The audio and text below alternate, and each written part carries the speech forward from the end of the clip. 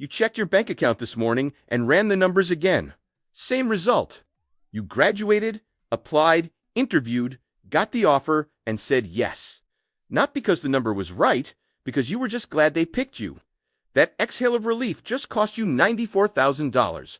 Not from a bad investment, not from debt, from one sentence you were too afraid to say at 22 years old. We carry $1.7 trillion in student debt as a generation.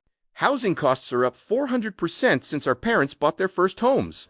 Wages have been functionally stagnant for 40 years, and the median starting salary accepted without negotiation sits $11,000 below market rate for the exact same role. But here's what we haven't shown you yet. It's not just $11,000. That number doesn't stay still. It compounds. It follows you. It anchors every raise, every counteroffer, every financial decision you'll make for the next decade. And the mechanism behind it was designed to work exactly this way. What comes next is worse than the number. Our parents didn't live in a different economy because they were smarter or worked harder. They lived in a different economy because the rules were different, and those rules were changed before we arrived. In 1975, the median home cost 2.3 times the average annual wage. Today, that ratio is 5.8 to 1. In 1980, a public university degree cost the equivalent of $8,000 in today's dollars. Now it costs $36,000 at a state school. Meanwhile, corporate-defined benefit pensions, the kind that guaranteed monthly income regardless of market conditions, covered 62% of private sector workers in 1,983. By 2022, that number had collapsed to 15%. What replaced them? 401ks, self-directed market, and entirely dependent on workers contributing correctly and consistently starting in their 20s, exactly when they had the least money. They handed us individual responsibility for outcomes the previous generation received as guarantees. That's not progress. That's a transfer of risk from institutions built to absorb it to individuals who couldn't afford it. And the psychological environment surrounding us was specifically calibrated to make sure we never questioned any of it. Every career counselor, every parental warning, every well-meaning mentor who just wanted to protect us delivered the same message. Be grateful. Don't push your luck. Get your foot in the door and prove yourself first. That advice wasn't cynical. It came from people who lived in a world where the door was actually worth entering at any price. They didn't know they were handing us operating instructions for a system that had been quietly redesigned after they'd already cleared it. Entry-level wages, adjusted for inflation, peaked in 1973 and never fully recovered. Housing, childcare, education, and healthcare, the four pillars of middle-class stability, each outpaced wage growth by between 100% and 400% over that same period. By the time we did the math ourselves, the math had already stopped working. And the starting salary trap, the one sitting at the center of this, was the last piece they needed to complete it. On one side of this transaction, there's a multi-billion-dollar infrastructure specifically built to know your number before you do. Corporate HR departments at companies like Amazon, JP Morgan, and mid-market employers nationwide pay between $30,000 and $200,000 annually for salary benchmarking data from firms like Mercer, Radford, and AON, compiling exact pay ranges, percentile distributions, and offer acceptance rates by role, region, and experience level. They walk into your offer conversation with a calibrated data set. You walk in with what you think sounds reasonable. According to a 2023 Fidelity and LinkedIn study, 87% of employers have room to negotiate starting offers, and most new hires never ask. That's not a coincidence. That's a calibrated outcome. The gap between what workers accept and what companies were prepared to pay represents billions in suppressed wages annually. They don't save it once, they save it every year you stay. On the other side, us, Gen Z workers entering the workforce at a median age of 22 to 24, carrying an average of $37,574 in student loan debt and zero formal negotiation training from any institution that claimed to prepare us for employment. What we received as the offer was actually the floor. The number HR was authorized to start below if pressed. We were never pressed. And here's where the extraction model deepens. It doesn't end at hiring. In states without salary history bans, every future employer who asks, "What are you currently making?" uses your first accepted number as justification for their next offer. You don't lose $11,000 once, you carry the anchor forward into every room. and the annual raise system you're about to celebrate as proof you're finally gaining ground. It's specifically engineered to preserve the gap, not close it. The most precise thing we can say about financial literacy in American schools is that there isn't any. Not because no one thought of it to 47 states, reviewed personal finance curriculum standards between 2000 and 2023, but because what was adopted removes the one mechanism that would change everything, compound interest working against borrowers. We learned it as a savings concept. Park your money, watch it multiply. What no classroom ever showed us is that the exact same math runs in reverse on debt, on suppressed wages, on underfunded retirement accounts. A $37,000 student loan at 6.5% doesn't hold still while you're building credit in your 20s. It compounds while you're barely covering the minimums. And here's the trap inside the trap. To build the credit score required for any capital access, a mortgage, a car, a credit line in an emergency, you have to carry and service debt first. The system requires your participation in the mechanism designed to extract from you. Then there's the tax code, and this is the layer that locks everything in place. Wages are taxed at ordinary income rates up to 37%. Capital gains, money earned from assets like stocks and real estate, are taxed at 0%, 15%, or 20%. The people whose income is labor pay the highest rates. The people whose income is capital pay the lowest. This structure has been deliberately maintained across 7 decades of legislative sessions by people who held assets while writing tax law. And while that asymmetry compounds at the top, inflation functions as a quiet wealth transfer at the bottom. Every year your raises don't exceed CPI, your real purchasing power falls. Between 2021 and 2024, median wages grew 13%, while inflation ran 19%. The $52,000 you accepted without negotiating is now worth less than it was the day you signed. That anchor didn't just hold us in place, it pulled us backward. This is how the game actually works, and we haven't shown you the math yet. Let me show you the math. You accepted $52,000. After federal and state taxes at an effective rate of 24%, your take-home is $39,520, roughly $3,293 a month. Now let's run your actual life against that number. Median rent for a one-bedroom in a mid-sized metro, $1,800. Student loan payment at the standard 10-year repayment on $37,574, $414 a month. Employer-sponsored healthcare premium for a single worker, average 2024 contribution, $300. That's $2,514 gone before you buy groceries. Pay for transportation, cover a phone bill, or own a single emergency. You have $779 left for everything. And that number is not the tragedy, that's still the setup. Because 3 years from now, when rent increases 7% annually and your 3% raise arrives like clockwork, the gap between what you earn and what life costs doesn't close. It accelerates. Now add back the $11,000 you left on the table. A 5% annual raise applied to $52,000 yields $2,600 in year 2. The same raise on $63,000 yields $3,150.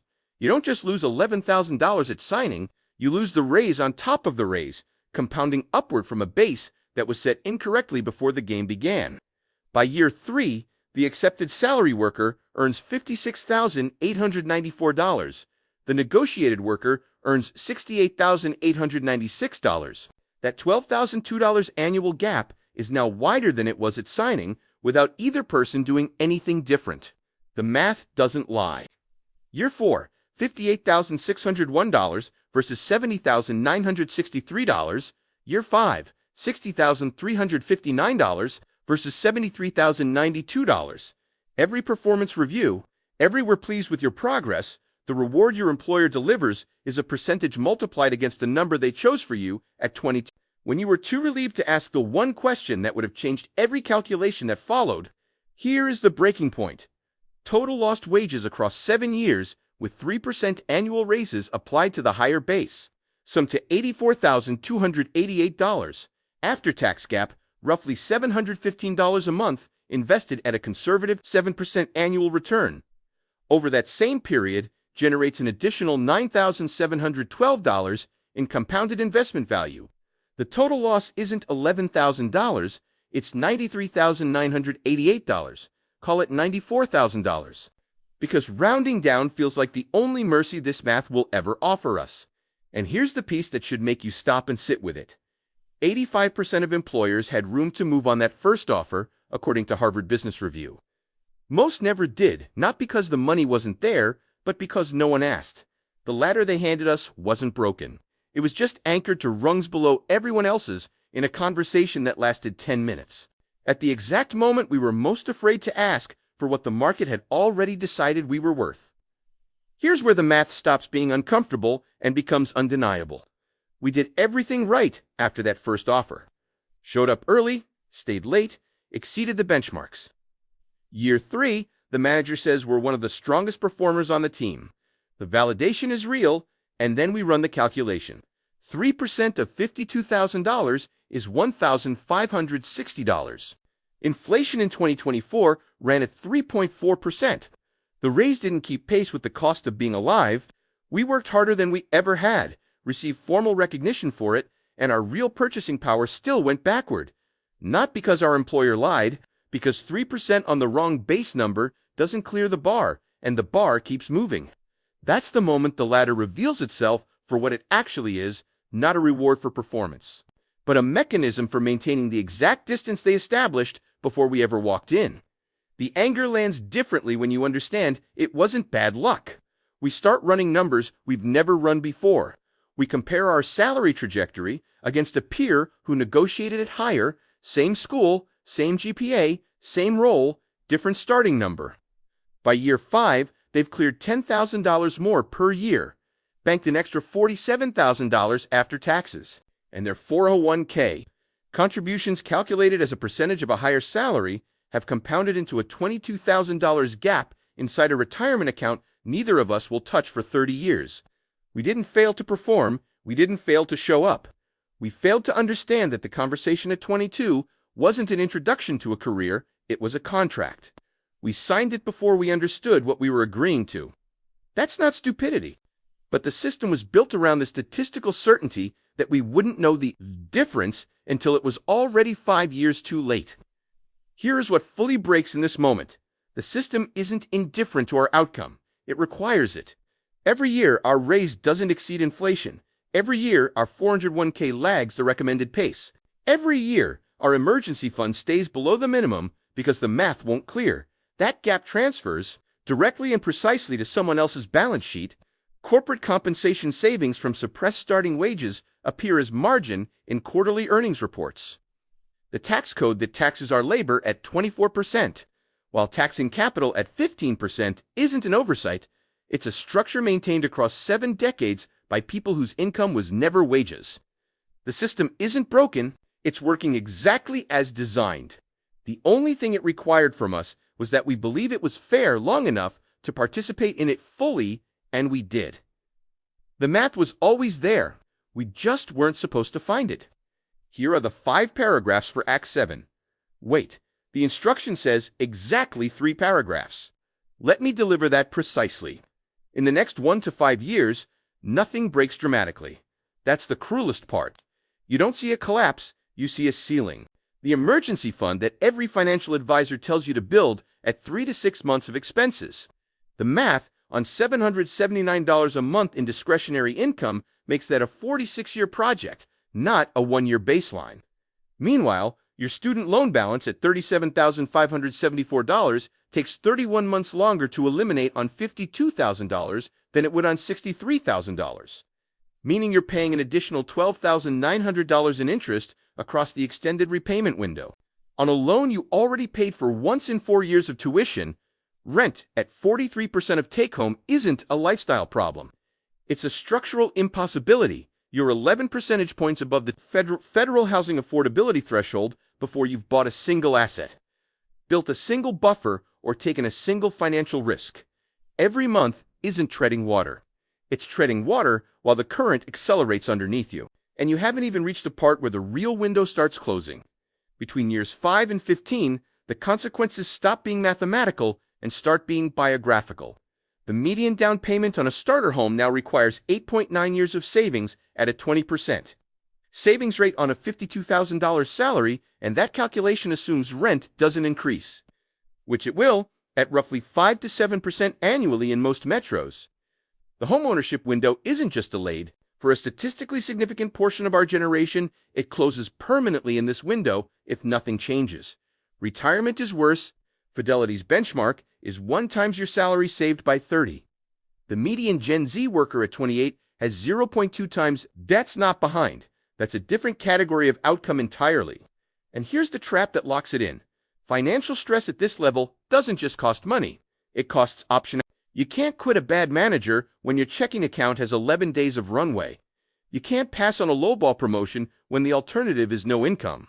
The system doesn't need to chain you to a desk. It just needs to make leaving feel more dangerous than staying. And at this income level, it always does. By year 15 to 30, the arithmetic has compounded into something that no raise, no promotion, no lateral move can fully reverse. The retirement gap between someone who negotiated at 22 and someone who didn't, accounting for compounded salary differential, higher base contributions, and employer match on a larger figure, reaches between $200,000 and $400,000 by age 55. Not a gap in wealth, a gap in entire life trajectories. Working until 67 becomes 16.9, becomes 71, not because of inflation in isolation, but because of 3 decades of compounding on a base number set incorrectly in a 10-minute conversation. The psychological toll isn't separate from the math, it is the math. 78% of Gen Z report financial stress as their primary anxiety source, and the shame embedded in that statistic is the system's most sophisticated feature. We were told this was personal failure. We internalized it as character. We spent years believing the problem was discipline or focus or effort, while the structure extracted the difference quietly and precisely into someone else's quarterly earnings. This is not personal failure. This is systematic extraction, running exactly on schedule, exactly as intended. Compounding silently in the background of every decision we thought we were making freely, here's the shift. You're not going to play a different game. You're going to play the same one, but now you see the board. For years, we followed a script written by institutions whose incentive was our compliance, not our prosperity. Be grateful. Don't ask. Prove yourself first. That wasn't advice. It was instruction. What changes now isn't your confidence, it's your framework. Stop asking what salary would make me happy and start asking, what is the market actively paying for this output right now? That number lives in public datasets, in compensation surveys, in offer threads. HR already built their range from it. You can build yours. This is hard. The system made it hard on purpose. The information asymmetry wasn't accidental, it was architectural. But now you see it, and you can't unsee it. You're not losing because you're stupid. You're losing because no one taught you the real rules. The channel thesis stands, the system isn't broken. It's working exactly as designed. What's broken is the advice we inherited, passed down from people who cleared a version of this game that no longer existed by the time it reached us.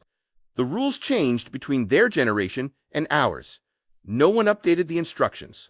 So here is our new position. Not victims, not oblivious.